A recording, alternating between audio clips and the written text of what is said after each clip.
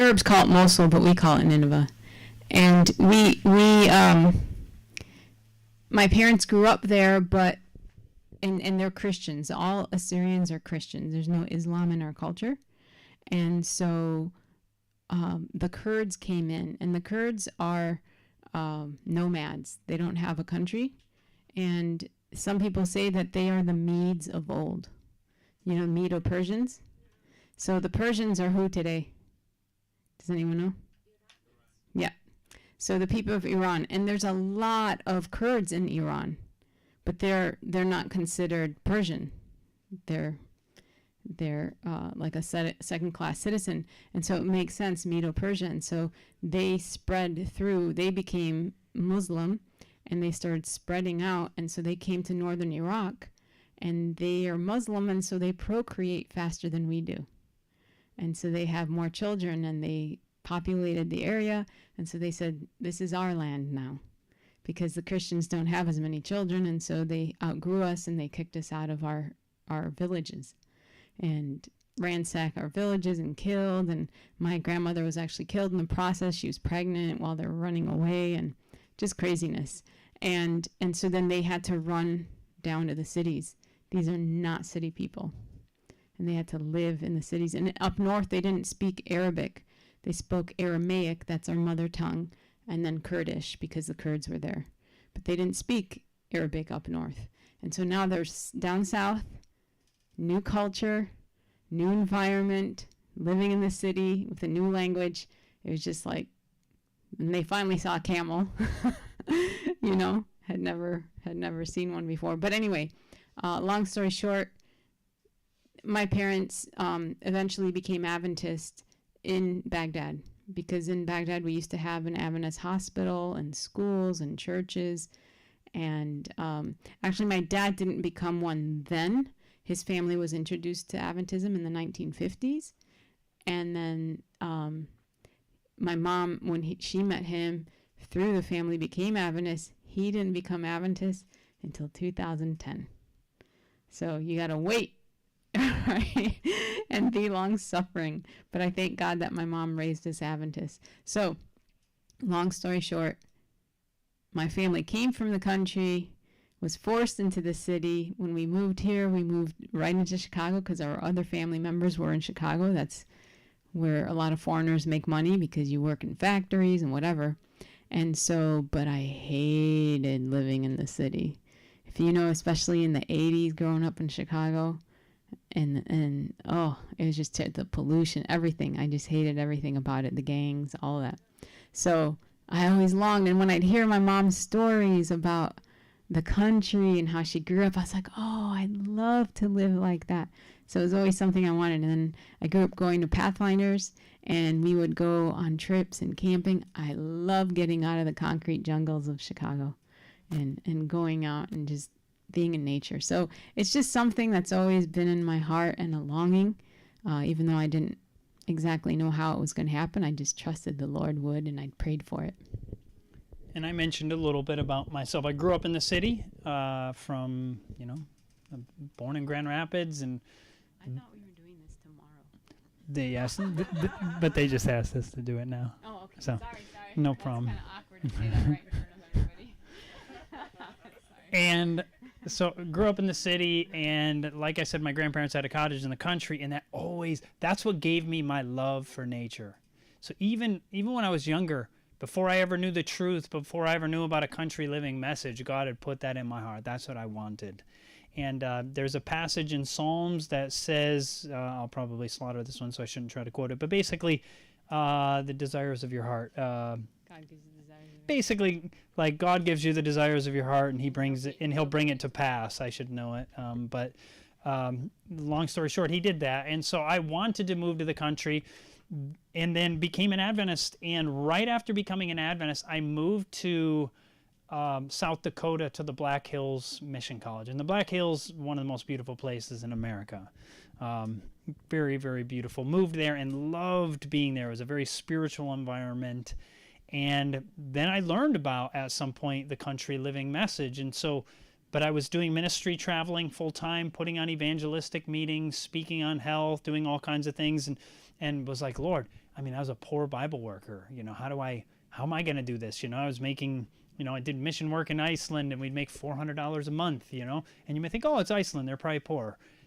Reykjavik was it was the 7th most expensive city in the world to live in. And so it wasn't a poor place. It was actually much more expensive than any place in the United States.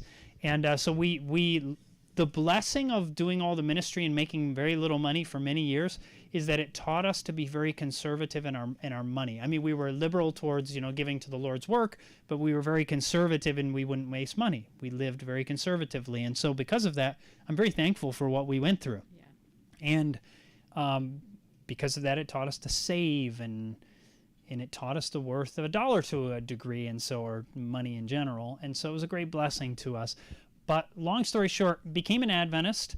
Fadia and I met in school, but there was nothing between us there. And then we began, yes, in South Dakota at the Mission College. And we ended up working together on a team of young people for 6 years before we got married. So we really, really got to know each other. I mean, we knew almost everything about each other before we got married. And that was a blessing for us. It was a good experience. Not saying everybody has to wait 6 years of working together to get married, but it worked well for us. And even before we got married, I wanted to move to the country. I had this desire, and you probably did too, right? Yeah, and so we both wanted that. And then we got married, but we're still poor and just continued working. But we saved as we could, little bit as we could, and slowly made more money and saved more. But it took us. How many of you live in the country presently? Okay, so how many of you don't? Okay, and I say this just because, number one, I don't know the crowd. I only met a few of you and heard your stories. We wanted to move to the country, and whether you do or don't, I'm not telling you what you have to do, but it didn't happen overnight. We looked and we looked and we looked, and I looked when I didn't have money. I was like, I want to look into this. You want to learn about this. And there's nothing wrong, even if you don't have the money, to kind of look. And we would travel around. Even though we didn't have money, we'd go look at property. Because you learn. You learn a lot about looking for property when you do it. Because you can't just figure, I know what I'm looking for. You don't. And what looks good on the internet doesn't look good in person. Often, yeah. A lot of times our trouble was the properties we would look at were so cheap that the road to the property was unbelievable. Yeah. And then we couldn't afford the vehicle to get to that property. So we're like, well, that's not going to happen. We're not going to invest money into a vehicle that can get to that property. So that didn't work. Yeah.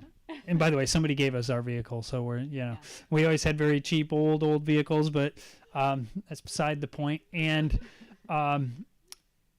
so yeah, we had this desire, and don't feel like, man, we've looked for 6 months or a year and think like, oh, God's not answering our prayer. I mean, we looked years and years and years and years and years and years, but I never gave up. I never became discouraged. It's like, we want to get country property, and finally, after many years, I guess it was 2017 when we bought. Yeah. So how long have we been married then?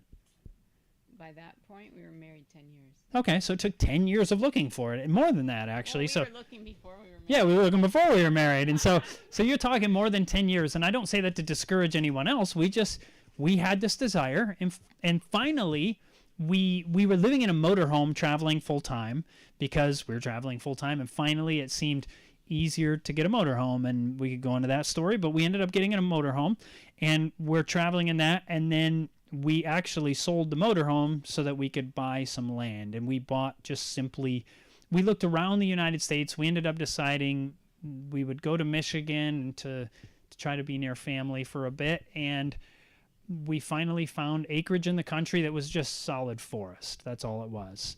And it was relatively cheap, because Michigan is relatively cheap, because nobody wants to live in Michigan. It's cold, and so now the nice thing is, there are nice things about Michigan. I don't want to deny that. There's lakes everywhere, and there's forests, and if you live on the western side, the first 10 miles of the western side of the state near Lake Michigan creates a wonderful atmosphere for fruit trees. It's just perfect for growing fruit. and we're not in that area, but we can still grow fruit. I don't mean that we can't. We also can, but that area is particularly nice the first 10 miles or so, and maybe 15 or even 20 miles in. But they grow fruit trees way up here, like way at the top. Way at the top.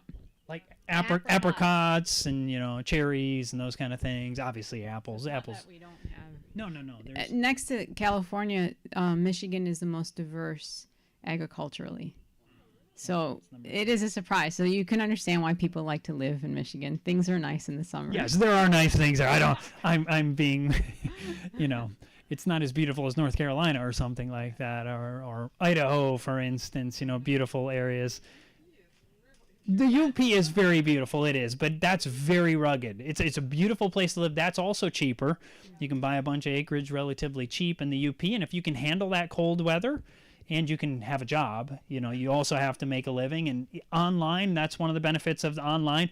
I think COVID actually has made one of the best opportunities for country living of anything, because it opened up, teleworking. That's probably not the right word, but like working online and being, and not like that didn't exist before. It did, but it just opened up a whole new level of that during COVID, and that was a real blessing, one of the silver linings of COVID. But we looked for years. We sold our motorhome. We bought basically just about 20 acres of dirt in the country, a forest, and then here, I'll let you hold this and I'll show you on my computer.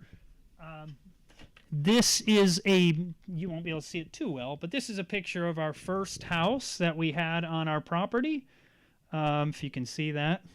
That was our first house. We actually had 3 of those because, we camped for years in our travels, but these work great if you use them a couple or a few weeks out of the year, but they're not made to be out for 6 months straight. Well, at this point, we had this one for about 15 years. Before that time, yeah. We weren't living in it for 15 years, but once you live in them full time, those, even though that's a great camping tent, REI, they fall apart if you're keeping them month after month after month in the sun. They just don't work. And so we would sleep in there, and we would be working felling trees because it was just a forest and we needed room to put the house, to grow food and these kinds of things. And so I had hardly run a chainsaw before that. I am not someone real versed in these things, so I'm just kind of learning as I went and not even doing the best job. And then he started with the smaller trees first because he wanted to be careful. And that's an object lesson right there. You start with what you can do. You can either say, I can't do anything and just not try, or you can just try with what you can and what you have the nerves for. And so he did. And then the Lord blessed. We were at a gathering, and this person, they had given out a bunch of sugar maples, the little seedlings. And so we were taking a bunch, and our friend knew that we had been on the road. And so he comes up and he's like, what are you going to do with all those sugar maples? And I'm like, oh, we got property, did it. Long story short, Chad tells him, he's like, yeah, I've been cutting down the trees I can handle, but he said, I got big ones that I'm afraid to do by myself. He's like, well, I've been doing it for over 100 years. I can come. And so he comes out and he's obviously an exaggeration. Yeah. And so he comes out to help us, brings his chainsaws and starts teaching Chad. And then Chad in no time is starting to get comfortable doing the bigger trees. And then he sees our method. And our method is you cut it down into smaller logs that you can handle, and we put it in a wheelbarrow, and we take it up the hill, and we stack it. And he's like, you guys are going to be here forever. He's like, you don't have any other equipment? We're like, nope, this is how we do it. This is all we have to work with. And he's like, well, I have a front loader. Would you like me to bring my front loader? We're like, if you think that would be a good idea, sure. So he started to bring his front loader on our property. What a blessing.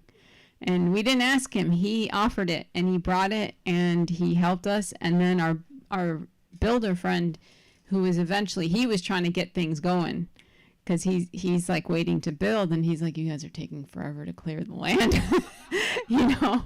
And so he let us borrow a bobcat so that we could get some of these logs and start. And eventually we were not cutting the logs anymore. We were cutting them into like 10 to 12 foot pieces. Well, initially we were doing 18 inch. Yeah. Because I couldn't carry it. 8-foot log. And so then we were doing the 10 foot and then just like piling them up on one side. And many of them are still there today. And many of them are still there today. In hindsight, we would have burnt more because when we finally rented an excavator, we were getting the roots out with the excavator and then just burning all those up. And if we knew, and see, these are things you learn as you go along, right? If we knew, we would not have saved that much wood, because wood as it ages gets harder to cut than when it's fresh. And it promotes more mold. Well, he's super allergic to mold. We both are.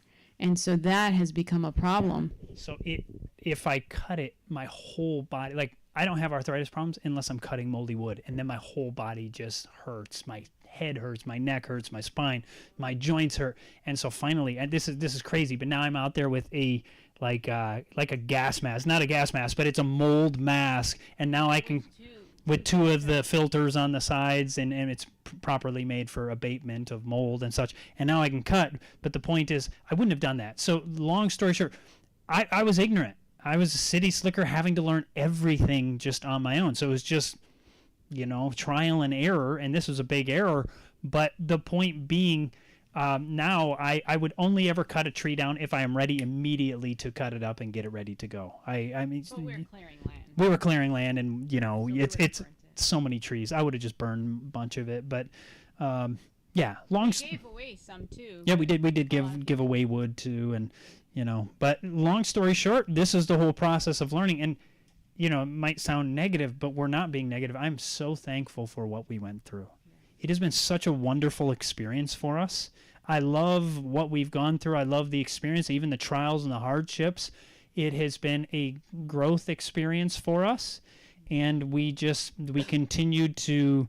So we basically dug out we have another friend who he was an excavator, so he retired excavator, and so he came and He does a lot for the church. yeah, he does a lot for the church, and so he came and I rented the excavator, and he dug out the basement because we have a walkout basement. He dug that out, and those people are amazing. How skilled! I mean, he's just whipping the bucket around so fast. I mean, just as fast as you can imagine, and stopping it right before it slams into me. I mean, over, and I mean that's just his work. Like, you wouldn't do that with your average person, but because he's a professional, I mean, it's just and yeah, it's amazing. I can run an excavator, but I would never do it. And then the fire, when you guys were doing the fire. Yeah, we're burning the trees, you have 50-foot flame going up because you're just burning so much wood, and, then it starts taking off, and he's just patting it down with the bucket, getting rid of the fire, and just, I'm glad he was there to, not have a forest fire and so forth.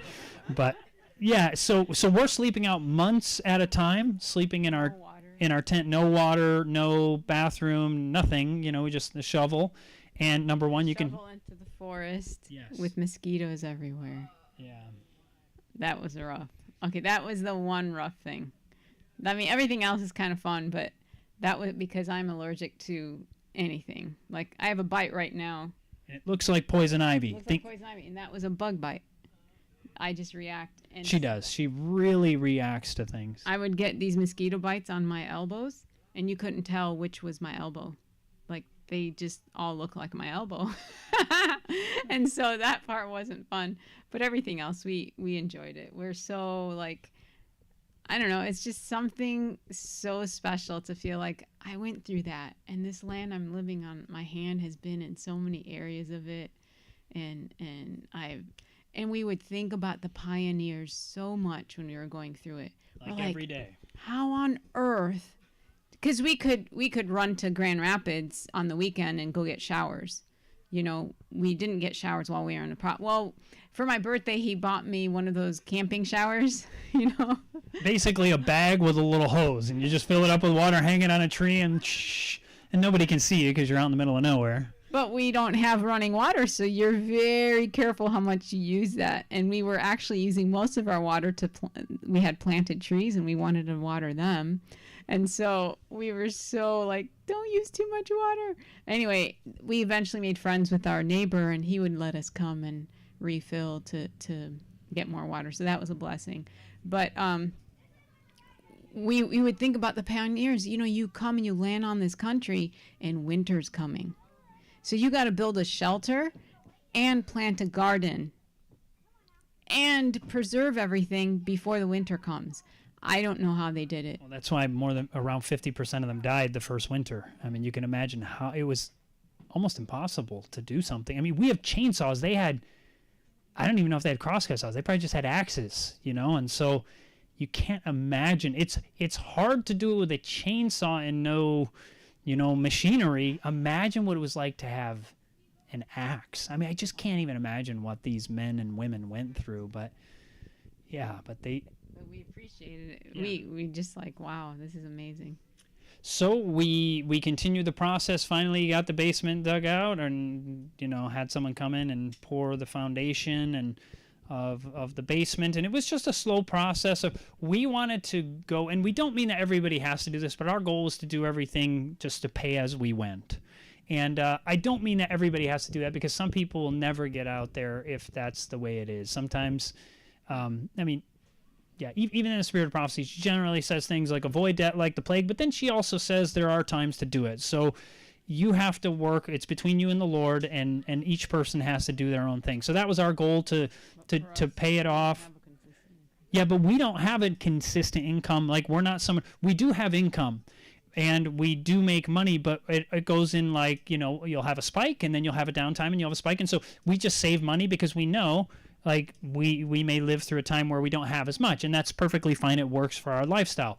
But so it's harder for us to have a perfect, oh, you're going to have this much to spend on a mortgage every single month. So it's harder. If you know this is how much I make every month, that's how much you make every month, it makes it easier to do that. But for us, it was easier to try to save up a big chunk, and we would pay a quarter, like the first 25%, the next 25%, next 25%, and then and so we did that, and then we got to the last one, and our builder said, okay, I now need this much, and it was more than any of the other 25%. It obviously wasn't 25% the last one, and we're like, oh, we don't have that much. And so we did end up having to get a small loan. And I'll tell you this, it may not be the same for you. I had mentioned this last night, that we went to the bank, and they're like, so you started building? We're like, yeah, it's actually done, or basically done. We just need the money to pay the builder the last bit. And they're like, well, we can't give you a loan. You've already started. And we're like, well, we own the land. The house is it's done. You know, we're just about done at this point. And they're like, sorry, we can't give you a loan. Went to another bank, and they just said no. And we're like, man, what do we do? And finally, we ended up getting a personal loan, which higher interest rate. But the blessing was, it was just a 3-year loan, and we paid it off less than 3 years, a year and some change. I don't know, 18 months or whatever it was. I don't remember. But so that's done. But in saying that, I don't mean it will work. Don't think that the way we did it is the way everybody has to do it. But I do think that people who are poorer, and you don't have to be poor to do it that way.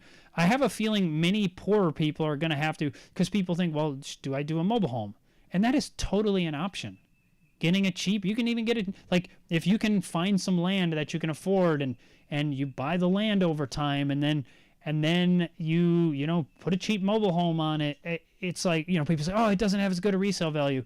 Well, you know, you do the best. And by the way, it's hard to find a land with a cheap mobile home these days. Yes or no? Everything has gone up. Everything has gone up. So there's no shame in having to go that route. You do the best you can with what you have. And people often say you have to have this or that or whatever. You just have to find what God's plan is for you personally. And because people say, oh, I want a gravity-fed water system, or I want a waterfall. And if you can find those things, God bless you. I hope you can. But those are the kind of things everybody'd love to have, and everybody else would love to have that. And so most of those are gone, or if they do exist, they're super, super expensive. And if you can get that, wonderful. But 15 years ago, it wasn't that hard to find that kind of thing, and you could find it relatively cheap, gravity fed's always kind of hard, but you can find some of these things. It's gotten harder and harder, and the perfect picture of what everybody thinks they're going to get, we didn't get most of what we hoped to have, but we still got what we got, and I'm very, very thankful for that. When he was talking about the loan and things like that, it was very interesting because earlier in that year, we thought, oh, we've got this. You know, we know how much money and so on and so forth. But then all of a sudden, one day after the other, we got 2 phone calls and 2 major income sources were gone. One day after the other. And we're sitting there and our builder's like, oh, I need to do this. And we're sitting there and we're like, wow. And then we're like, no, Lord, you've got this. We are speakers. We are speakers. We go around speaking. And if we would go share with people, yeah, we did it in this time, da da da da da. Oh, that's easy for you. You don't know what it's like for me. And I said, Lord, you're going to prove yourself through this because we have a voice that can encourage people, right? That things don't come easy, you know, and they didn't come easy for us. I mean, like 2 major income sources gone within 2 days. And it's like your ground is super shaky and you're like, what did we get ourselves into? You know? And then you're like, that's when I need to rely on the Lord more than anything. You know, this is not my thing. This is not my doing. It's not been from the beginning, and I need to be refocused and trust him again, right?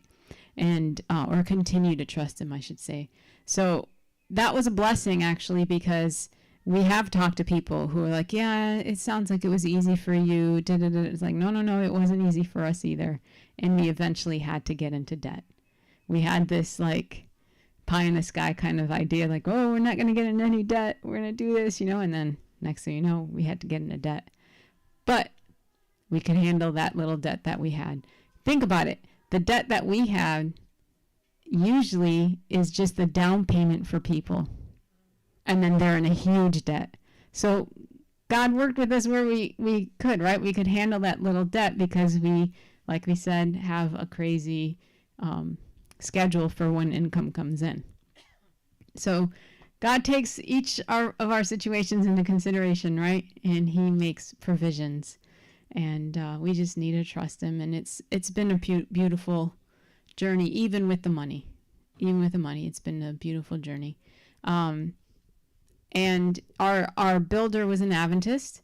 And so that was a blessing too, because he's a friend. And so we could talk to him about some things. But also he's one that hires people who are struggling or are former church members. And he's trying to win them back. And so it was an evangelistic effort on the building of our home, you know, and so that was a blessing as well. You know, the Lord could use that time and effort to winning hearts to Jesus. And one of the young men actually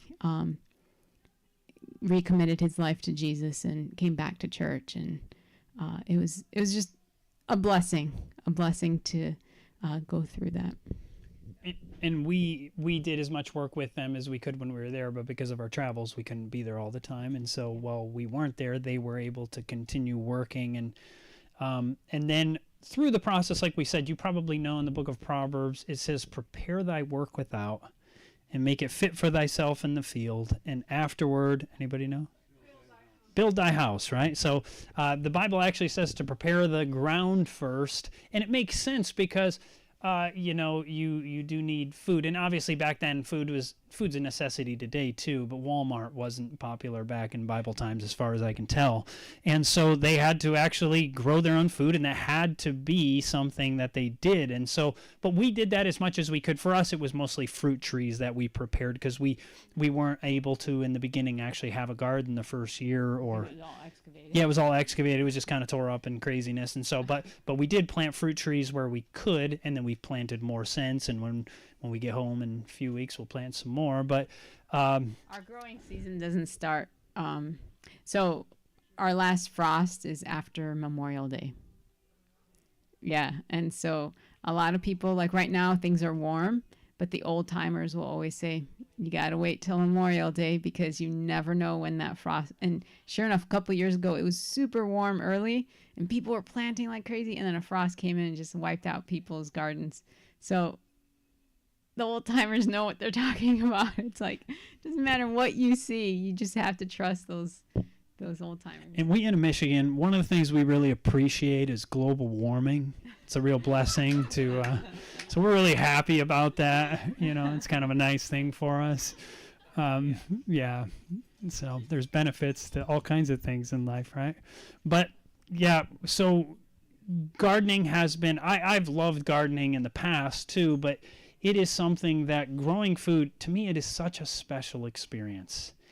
And if you have children, or if you do ever have children, it is such a blessing to the kids. She tells us that even child should have their own little plot, that they can make decisions for themselves, because it creates it helps them to have creativity, to come up with their own ideas, to, you know, think, oh, I could do this, I could try that. Having your children do that, it is one of the best things you could do. Two things for kids are animal husbandry. She talks about that even too, that the benefits of raising animals. Now in our video that I mentioned, you saw I talked about how many calories in the chicken, and obviously we're plant-based. I don't put that in there because I'm promoting doing that, but the point of that, just in case anybody was wondering, yeah, you hardly get any calories per acre from animals.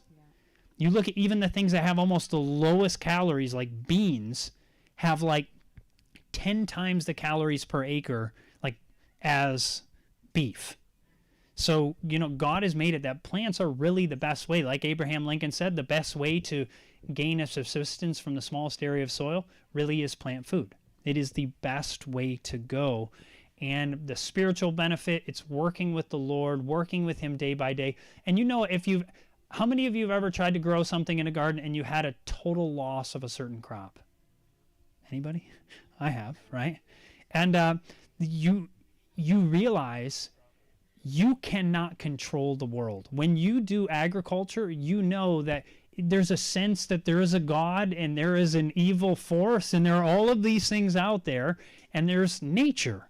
And we live in a broken world, but doing these things draws us closer to God. But the good thing is, too, the more we learn how to do this, the better we are at it, and the less likely we will be to have complete loss of certain crops also. And you may find at some point that, like we said, certain crops just don't work in your area, or a certain variety of a certain crop doesn't work in your area. So you need to find that also. And while we're living in still a time of freedom, it's the best time to learn those things. And even if you live in the city, or even in an apartment for that matter, I suggest that people get a little pot out on their deck, or if you don't even have a deck, you could do a tiny little herb garden in the house. And you say, well, you know, what am I getting out of that? Just a tiny little bit. True, but what that will do is it will inspire you.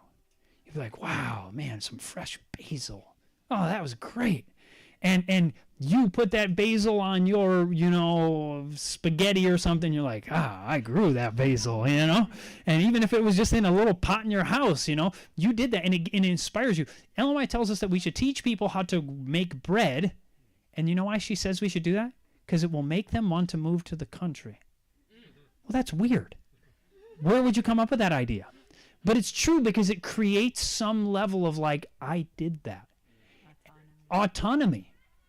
And that I did something, I accomplished something, even if it's as small as making bread or growing a little, you know, 3 kinds of herbs in your house in a little pot. That creates, and that desire creates an industriousness that you're like, wow, if I did that, what if I did more? And what if I did this? And then you might think, well, hey, what if I could make a little extra money so I could do this? And you could see how it just could kind of, you know, snowball on itself, and you learn as a result of this. So don't think, one of the great things is you think, well, if I can't do a great work, well, then I'm not going to do anything at all. That is not, we should think like, what does the Bible say? He who is faithful in that which is least will be also faithful in that which is much. Or I killed that, but you get the idea, right? That if we're faithful in even the tiny little things, like a little few herbs in your house, well, then you might be able to be faithful at having a garden outside and making progress with that. And so the little things that seem to be so minor really will become such a blessing to you. And you'll remember that. You'll remember your first little herbs you grew in your house. And then you'll remember your first garden. And you'll remember, we had one young man, we were visiting him down in Arkansas. He was a teacher in one of our schools. And he said, I'm really struggling with my faith right now because he grew his first garden and he had some failures. And he's like, I said, God, you said in your Bible that you would protect our flocks and or our fields and so forth.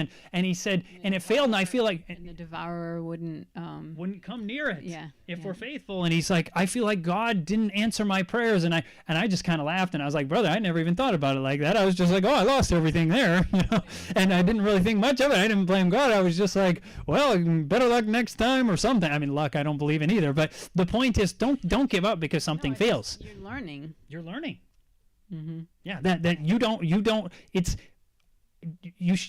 kind of like if you open up the hood of your car and you know nothing about mechanics. Like, you're not going to be a genius the first time you open it. Now, YouTube might make you feel like a genius, but you had to learn from somebody, right? And same thing with growing your own food. You're going to make mistakes. You're going to find certain things don't do well. Don't give up, and don't give up your faith because something doesn't go well. Just press on. Press on. God will be with you, and you will learn, and those will all just be another milestone in your walk, in your experience, and in your faith. What's neat is the object lessons that you learn along the way. For example, when he was felling the trees, he came up with this idea where understanding the fear of God. And he says, when you're felling that tree, there's certain laws of that tree. It doesn't mean to hurt you. It's just being a tree. But if you don't come to that tree in the proper way that you should, it could kill you. Does that make sense? And so he had to learn the laws of that tree and which way is it going to fall? How am I going to do this? And he said he enjoyed it. He loved felling trees. It just, guys especially, there's just something about felling trees. They just love it. It makes me feel like a man, and that's great. That's like, it's such a cool thing. And I don't mean it as a joke at all. I really appreciate that. Like, I've seen guys when they have an axe or something in their hand, there's just something like they feel their blood rushing through their body and it just feels great. And, but he said that I had a love for it, but at the same time, a healthy respect because I knew it could kill me. And he said it was like an object lesson that just hit me. That's how it is with us and God. We love God, but his nature, it's not that he's mean, or is the tree being mean as you cut it down? Is it being mean to hurt you? No. It's just in its nature that you have to be careful around it.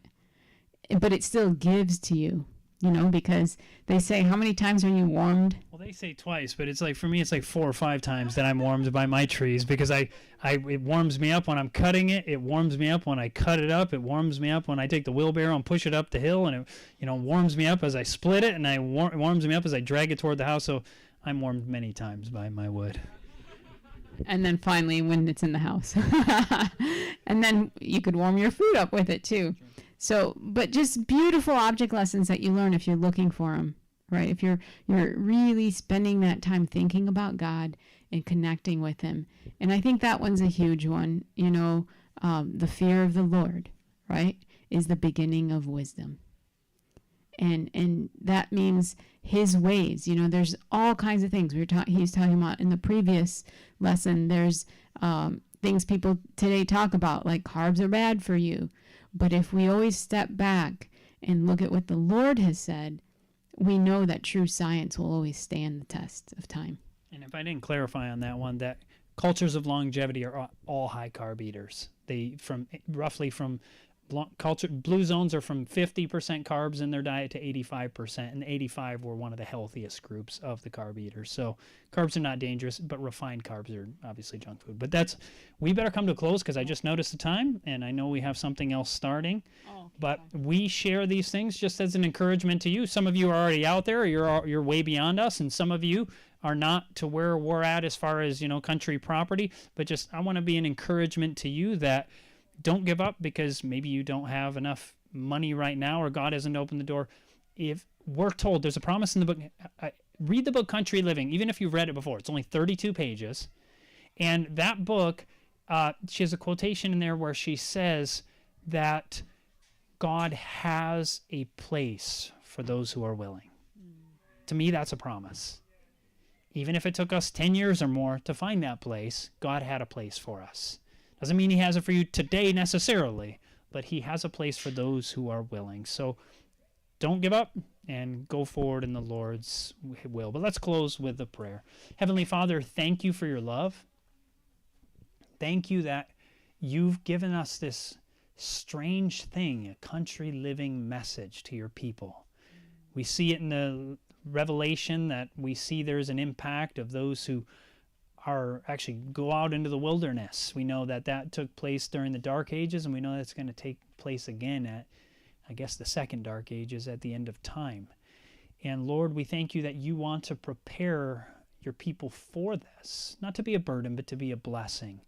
And Lord, I also pray that nobody will run ahead before you open the door, that they wouldn't jump into something when they don't know anything about it and aren't able, and then think, oh, that was terrible, that was fanatical, I never should have done that, this country living thing is crazy. Lord, we don't want to go ahead of you. We want to go right in step with when you open those doors. So may we seek to know you and your will in our lives. In Jesus' name, amen.